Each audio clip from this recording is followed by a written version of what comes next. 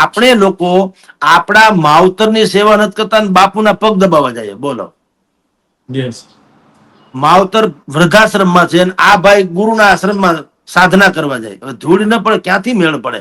એટલે તમે જેને આશ્રિત છો એ તમારા માવતર, અને તમારા આશ્રિત જે છે તમારા સંતાન, પત્ની ઇત્યાદિ, એને તમે જો પેલા સંતુષ્ટ રાખી શકતા ન હો તો તમારે ઓલા કેને કે ઘરનો બેડો ગામમાં ગયો તો વનમાં લાગી આગ. ઘરનો દાજેલો હોય ને વનમાં જાય તો વનમાં આગ લાગે, બીજું ઠરે નહીં કાંઈ. તમારા માવતરની તમારે સેવા કરવી નથી, ન્યા ઠહકા લેવા છે અને ન્યા ઠપકા આપવા છે, વડકા ભરવા છે. માવતર એમ કે બાપા કે આજ મારે ભજીયા ખાવા છે, તા તો તમે જુઓ તો એને જાણે કોઈ કાશ્મીર માગી લીધું હોય એમ હાહાકાર મચાવી દઈએ છીએ. અને એક તમને કહું કૃપાલસિંહ, એક બે ભાઈઓએ કીધું કે બાપુ મને ચમત્કાર જોઈએ છે. મેં સાંભળ્યું છે કે તમે ચમત્કારિક બાપુ છો, તો મને ચમત્કાર બતાવો. એને કીધું કે એક કામ કરો, હમણાં નહીં 15 દી પછી બતાવીશ. તો કે અમારે હું ત્યાં સુધી કઈ કરવાનું? હા, તમારે ત્યાં સુધી 1-1 લીટર દૂધ છે ને એ મને અહીંયા દેતા જાજો. તમે 1-1 લીટર દૂધ મને આપતા જાજો, એટલે હું તમને 15 દાડા પછી ચમત્કાર બતાવીશ.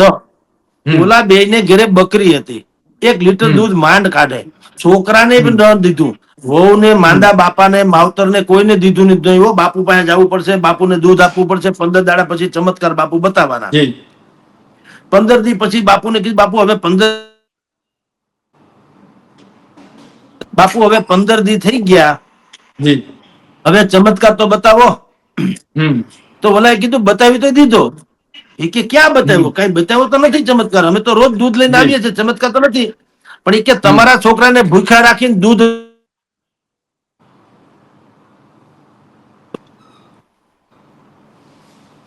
એને કીધું કે તમારા છોકરાને, તમારા માવતરને તમે પોતે કોઈ દૂધનો છાંટો પીધો નહીં, 15 દી સુધી મને તમે દૂધ ચડાવે ગયા, તે આથી મોટો ચમત્કાર કયો હોય? આ એના જેવું છે.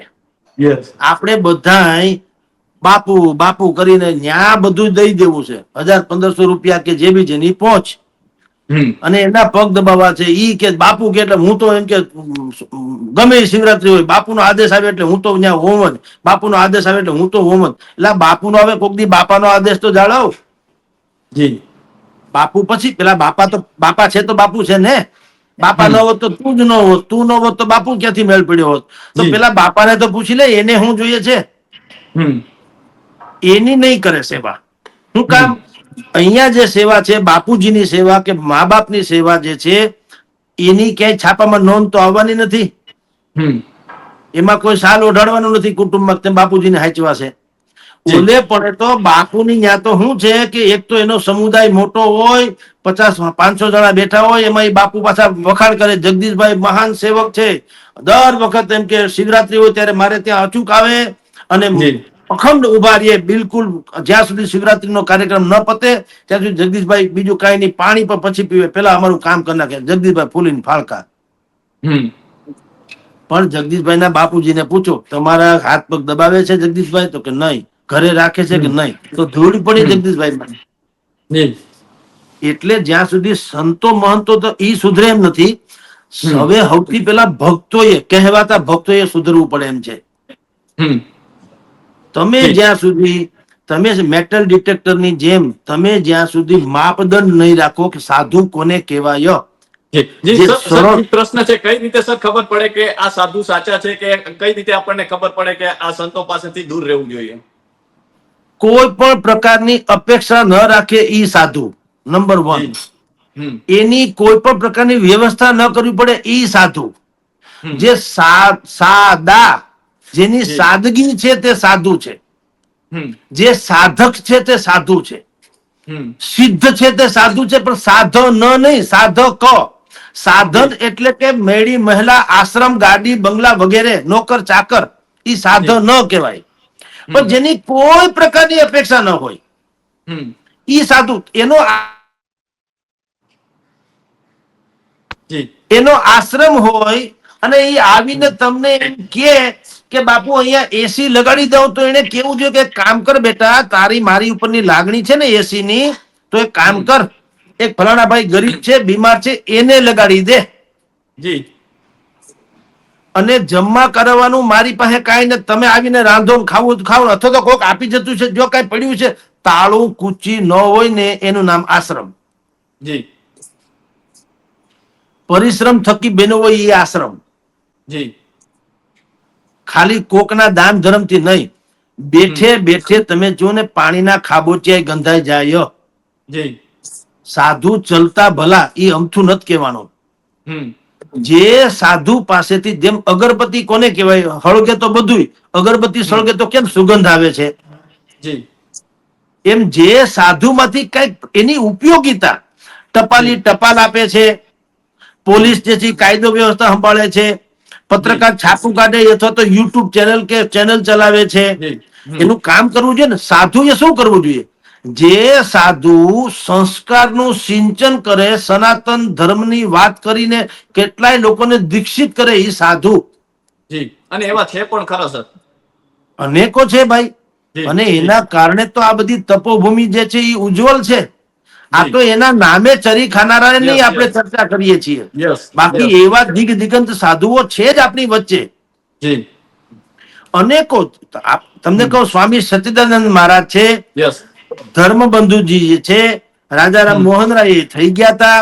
આજની જી. તારીખે ગિરનારની ગોદમાં આજની તારીખે અનેક એવા પ્રકારના સાધુ સંતો Yes. છે. હરિદ્વાર, પ્રયાગરાજ, નાસિક, ત્રંબક, આ બધા મેં સાધુ સંતો અમુક પ્રકારના છે જ. જી એ લોકોને વીઆઈપી કલ્ચર ન હોય, એ બિલકુલ સિમ્પલ અને સોબર.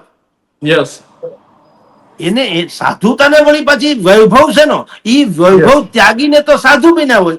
જી હવે આપણે ત્યાં તો દીક્ષા લઈએ તો 3-4 દિવસ છાપામાં આવે અને કલરફુલ 4 કલર પ્રિન્ટિંગમાં એની કંકોત્રી છપાવે. એટલે આ ભલા જી. ભલા તમે ત્યાગ કર્યો છે, તો આ Yes, કંકોત્રી ઝાડવાની છાલમાંથી જ કાગળ બને છે, તો કેટલા ઝાડવા કપાય ત્યારે તમારે આ કંકોત્રી બને. તમારે એમ Right. વિચારવું જોઈએ. ખરેખર તો એવું હોવું જોઈએ કૃપાલસિંહ, કે કાલ ઉઠીને હું કોઈ એક પ્રકારની દીક્ષા લઉં, એ તમને મહિનાથી પછી ખબર પડે, તમને આશ્ચર્ય થવું જોઈએ કે ભાઈ ક્યારે હમ. તમે દીક્ષા લીધી. અને મારે Yes, yes. તમને એમ કેવું જોઈએ કે ભાઈ દીક્ષા લેવાનો વેળું આવ્યું એટલે મેં લઈ લીધી, એમાં મારે ઢંઢેરો Yes. ક્યાં પીસવાનો છે? કારણ કે મેં Yes. દીક્ષા મારા આત્માના કલ્યાણ માટે લીધી છે, હમ કામ ગધેડો કરવા નહીં. એમાં બધાને બતાવવાની ક્યાં સવાલ છે? યસ એટલે આ માપદંડ જો ભક્તો સમજે કે ભાઈ જી. કોઈ સાધુને તમે ગુરુ માનો, તો એનામાં Yes. કઈક હોવું તો જોઈએ કે નહીં. યસ બજરંગદાસજી બાપુ બગદાણામાં બિરાજ્યા, જી સરકારે ત્યાં સુધી રોડ રસ્તા કરી દેવા પડ્યા. બજરંગદાસજી બાપુ Yes. ન કેવું પડ્યું કે તમે એક કામ કરો, અહીંયા ત્રિકોણ બાગમાં કે જુનાગઢના કાળા ચોકમાં જી. તમે અહીંયા વચ્ચે આવી જાઓ, એવું ન હોય. જી હમ જલારામ બાપા એને સંત કહેવાય. તમે જુઓ, પૈસા 1 રૂપિયો લેવાની મનાય, છતાં અન્ન ક્ષેત્ર ચાલુ. આથી જી. વિશેષ ચમત્કાર બીજો શું હોય? યસ રણછોડદાસજી મહારાજ અહીંયા રાજકોટમાં થઈ ગયા, રણછોડદાસજી આશ્રમ આપણે જાણીને, અને હરિચરણદાસજી બાપુ છે ગોંડલમાં થઈ જી. ગયા. તમે જુઓ તો ખરા સાહેબ, એને સંત વિભૂતિ કહેવાય. ડોંગરે મહારાજ થઈ ગયા, એને સંત વિભૂતિ Yes. કહેવાય. જી જેના ભલા તમને વિચાર કરો સાહેબ, એનું કર્તવ્ય એ બિલકુલ ભોળા બાળક જેવા ભોળા. હરિચરણદાસજી બાપુને તો જેને જેને દર્શન કર્યા છે કે છે, એને કોઈ મિકેનિઝમ ના આવડે, દુનિયાદારીનું ભાન નહીં, પણ ઈ જેને કે આટલું આ કરી દો એટલે કોઈ ના ન પાડે. શું કામ? જી હમ એવી દેવી એની અવસ્થા હતી.